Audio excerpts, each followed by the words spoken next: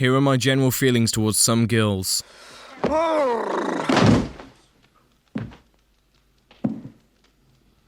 Okay, so a while back I reviewed the film Secret Admirer as an example of a movie that gives you certain expectations and lets you down on nearly all of them.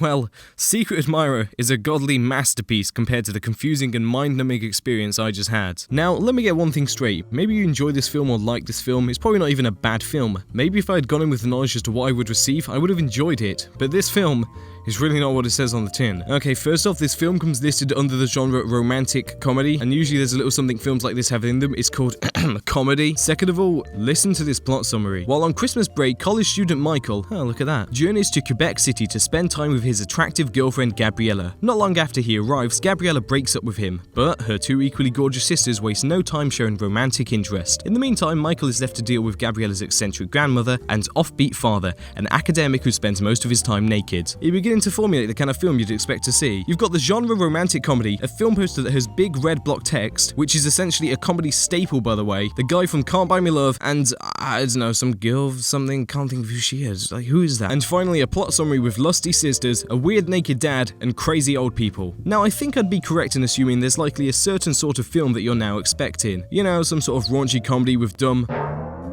moments and sound effects. It could be low tier and cheesy, but still enjoyable in a sort of career opportunities kind of way. There's that girl again, I don't know, like who's she, what's she doing? Okay, first things first, this should be credited as a drama rather than a comedy, because there's a whole lot of drama and not a lot of comedy. Secondly, the plot summary needs to be rewritten. So the main focus of the film is actually Gabriella's grandmother rather than the relationship between Michael and the sisters. In fact, this particular sister gets about 2 scenes in the entire movie that go nowhere, so that's almost irrelevant. The dad is also hardly in it aside from the start, a few select scenes, and then delivering an ending speech. Pretty much not worth mentioning either. The film is one of those where you feel lost during it, as if you don't know where it's going, but not so much in a mysterious kind of way, and instead in a more painful and confusing way. Allow me to try and explain the plot. So as we've established, Michael is to spend a week at his girlfriend's house, a giant dingy mansion place where he doesn't fit in too well. Not long after arriving, Gabriella tells him that she doesn't love him, which is a lovely way to start off his week-long stay, Gabby. Nice one. Well, Michael heads out with some of the family to see Gabby's grandmother. Granny, as she is referred to, is suffering from dementia in her old age and confuses Michael with her long-dead husband, also named Michael. Michael. Granny! The physical and mental health of Granny upsets both Gabby and her sister, causing Gabby to act colder towards Michael. Meanwhile, Gabby's sister Irenka gets just a little too close to Michael in order to tell him about where to leave Gabby's birthday present, because it's her birthday tomorrow. Remember when we established that? Oh wait, we never established that. So Michael leaves Gabby's present, but he's caught in the process, and what should follow but... You're so sweet. Great. Great!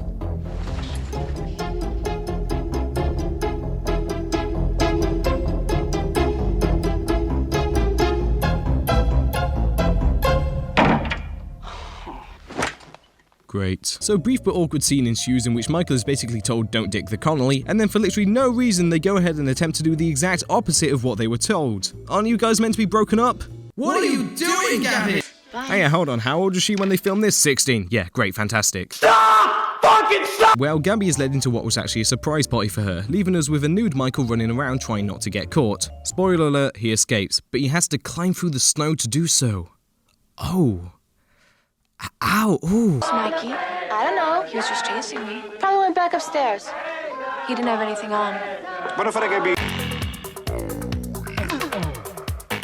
Oh look, Sister 2 turned up for a scene so she could be mad at Michael for being in the bath. What the fuck are you doing here? Is this anime? This feels like anime. Eventually Michael joins the party, fully clothed this time but also fully drunk. And who should arrive but Irenka, who proceeds to flirt with Michael and be increasingly scary as she does it. This is then preceded by what might be the worst strip scene in cinema history. Or maybe it's the best. What are you doing? Just taking my things off.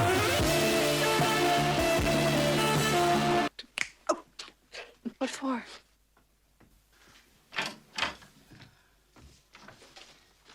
So Michael is left to go to bed alone unless, of course. So despite hating him 2 scenes earlier, Simone is suddenly all about riding the Michael train, and Michael is quite rightly like, the fuck you doing? But then since Simone refuses to leave his bed, Michael is then forced to sleep in the corridor? What? If she didn't want to leave his bed, surely that's because he's in it. So if he fucks off, what reason does she have to stay in his bed? She may as well just go back to her own, probably comfier bed. What the hell, Simone? So they go to visit Granny in the hospital, but a bit of bad news, she ran away, which leads them to set out on a mission to find her. First destination, some old house somewhere she live in. Oh! Hey Gabby, nice of you to talk without feeling some more. Did I say how I meant Michael's? They then gather together supplies for the hunt for Granny, and I think I may have found the best sound effect ever made by a hat on film. It is on your head. I'm sorry, Irenka, but no matter how much passion you put into your line or how serious the subject matter is, no shred of dignity could survive after being preceded by that sound effect. So they all head out on their skis to go find Granny. I think it'd be better if we split up. Jesus Christ, Gabby, could you calm it with the heart crushing for just 1 second? Oh, you meant split up as in part of the search. Still, well, like an idiot, Michael falls straight into a random hole, but then... Oh, wait, he found Granny anyway. Michael leads Granny to the old house where she can warm up by the fire, but he notices that her clothes are all soaked through, and then this leads us into the most painful scene of the movie. You went through.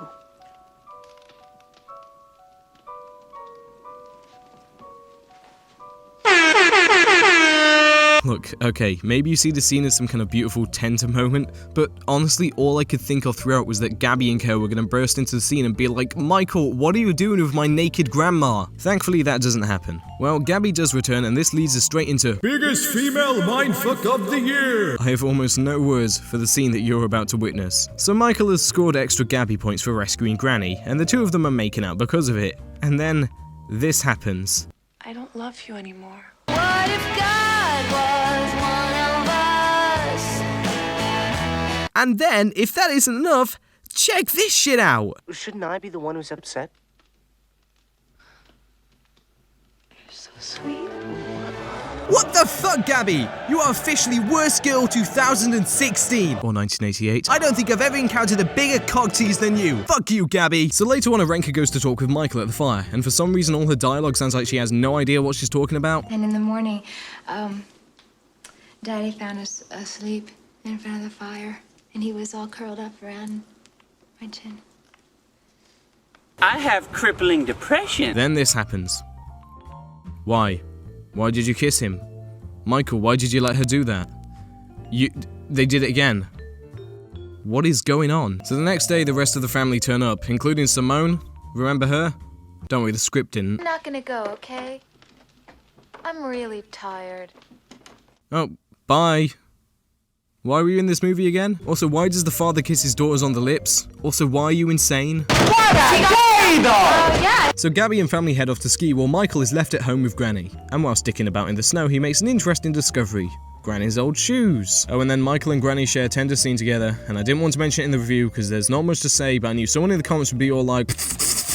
Anyway, Michael and Granny and Nick all begin heading home whilst the others stay behind. Oh, and Granny? She dying. I'm dying. Help me. Now here's something that actually interested me from a technical point of view. You see, to represent Granny passing away, there are these scenes of her closing windows in her old home, and one thing that caught my eye was the lighting. It looked so much more modern than the rest of the film. Something about the harsher contrast of the light just reminded me more of films from the late 90s or early 2000s. It's such a contrast to the plainer, brighter image of the rest of the film, plus looks much more cinematic. It's just a small detail, but it really intrigued me. Oh yeah, spoiler alert, Granny dies. So after the funeral, the various members of the family all head home in different ways. However, before Irenka heads home, there's something she wants to show Michael at her studio. That's not what I wanted to show you. Oh, it was you. What you wanted to show him was you. Fucking dirty little slut. So they have sex, and this shot of the snow represents the size of the load Michael just blew. Poor guy's been trying to get his rocks off for days now, can you blame him? And so we cut to Gabby and Michael in the kitchen and... You do a lot more when you're not trying with me. Fuck off, Gabby. Well, now it's Christmas Day and everyone is unwrapping gifts, but Michael decides to head out for a walk to visit Granny's grave. But he notices someone there, and okay, this scene is weird, and I think I have to let it do the talking for me. Wait. I did know her. I don't know why I didn't tell you.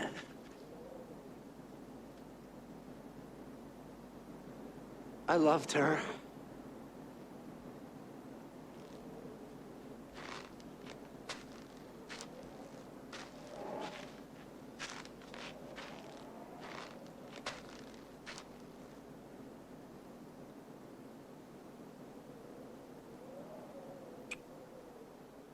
Why does everyone kiss Michael? What is it about Patrick Dempster that means everyone loves him? So the dad turns up to give a weird speech about death and his daughters and stuff. And lo and behold, Michael recognizes that the woman he met at the cemetery was actually Granny when she was younger.